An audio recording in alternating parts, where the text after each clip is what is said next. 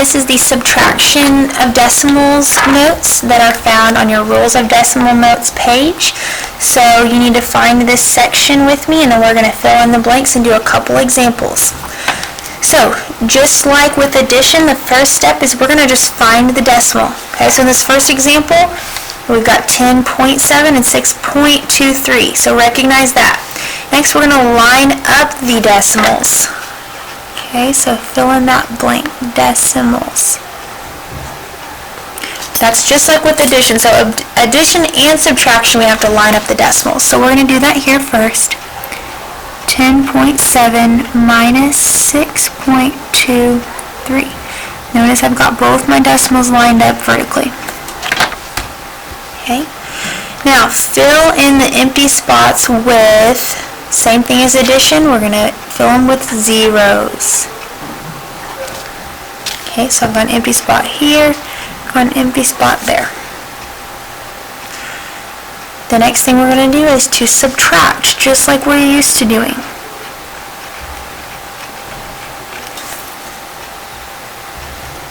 Okay, so because I can't do 0 minus 3, I'm going to have to borrow from that 7 and make it a 6, and make this 0 a 10.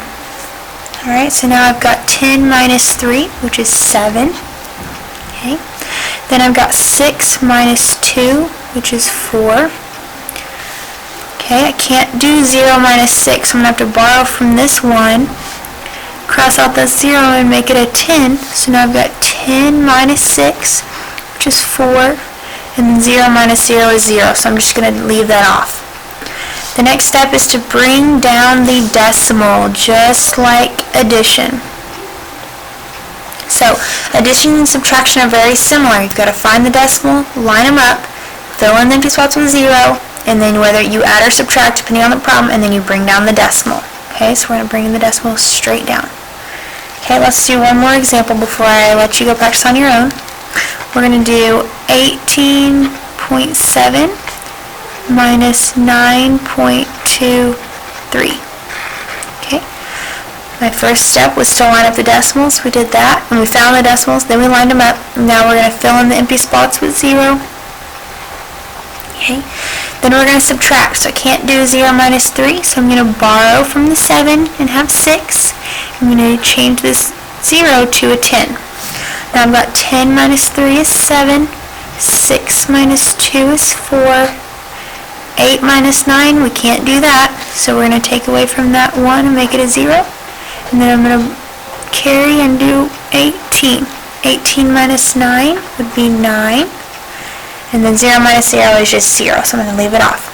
That last step is just to bring the decimal straight down. So my answer is 9.47. Okay. Now I'd like you to go over to your practice page that looks like this on your practice decimals operations page, and I want you to complete these 4 problems. Make sure you can do this on your own. Okay, good luck.